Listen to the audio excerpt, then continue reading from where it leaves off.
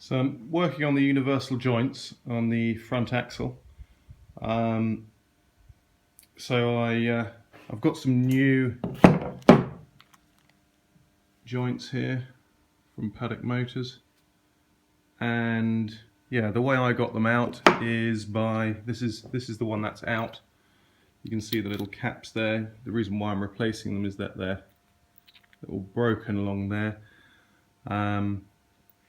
And yeah, the way I got them out is I used this quite useful old school desk and rested them in there when they were still in the thing, obviously. And the way it works is those caps are pressed into there, and I used a brass hammer in there and whacked it with a wooden hammer like that.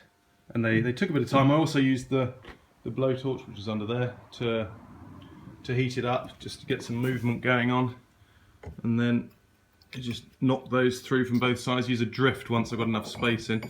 Once you get to a certain depth with these, all of the little needle bearings fall out. There's hundreds of them. They're all over the place, all over the floor there. I don't know if you can see them, and that makes it slightly easier. Oh, there's a spider there. Hello. And then yeah, turn it around and then do the other one. To the other side, and the easy way is just to get some movement that way and that way, that way, that way, that way, that way, and then they come out. And then once this is out, you can knock the caps out with a drift from both sides. So yeah, so I've cleaned them up. Splines look pretty good. No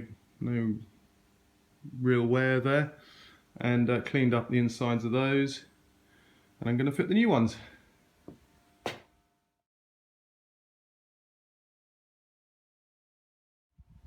So just briefly, these universal joints are actually quite tricky to get in, especially if you've never done them before and you don't have the right setup to do it. Because I've seen on the internet, on YouTube, there are various ways of doing it with a special vise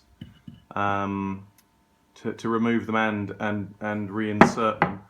But because the needle bearings, you've got to put this bit in and these two end caps in separately, so that the needle bearings, you know, if you bang it or anything, the needle bearings will fly out.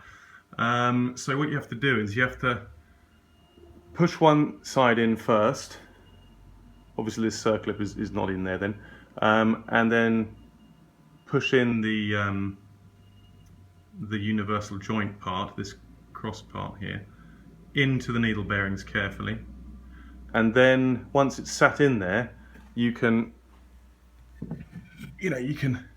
put it on a bench and bang it down, because the needle bearings are being held in. But then when you come to the other part, that's slightly more difficult. So what I did was I held it in my hand and used a brass hammer and pushed this end further through than usual. So it pushed all the way through, so this end in here had come out quite far.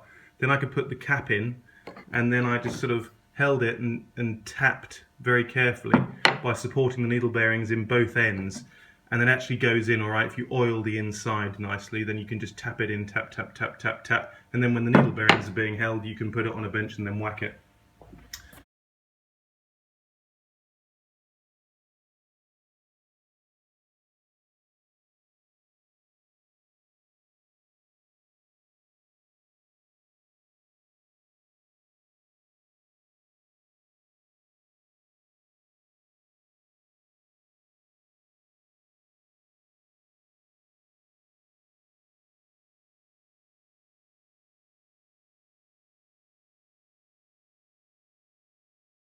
So I've just finished the freewheeling hub, or the hub in general, on the offside. Tightened up all the bolts here on this retaining ring for the seal there, and yeah, put in the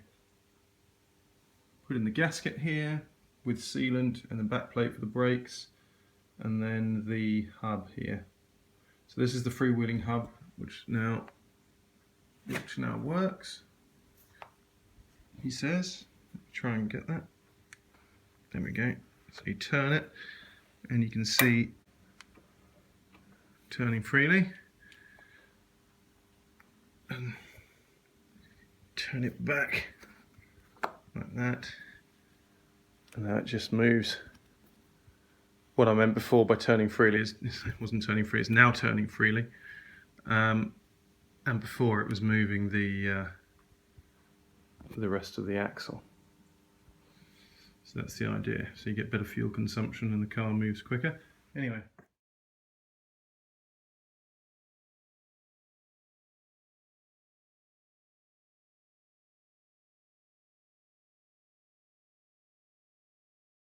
Right, so I've just had to take the front right hub off, and it's actually something I have to do to the back too as well, because I just didn't put enough grease in there.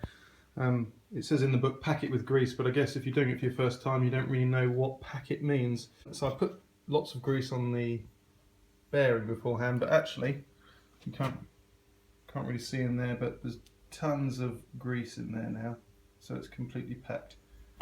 And then I've done it on the other side as well, and that will then go on there.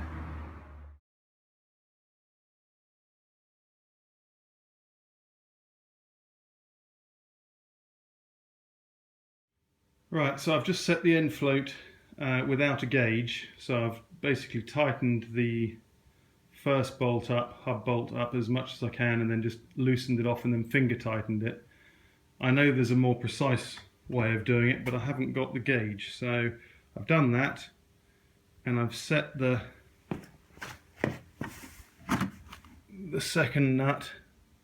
I've tightened that quite hard, not too bad though.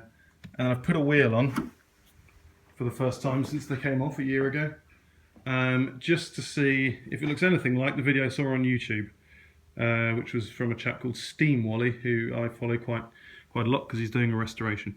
So that to me looks brilliant, because that's what it did when he did it, and I never thought it would turn that freely, but there you go, that's good. Try it one more time. Seems to be pretty free. Yeah. So I think I'm gonna leave it at that.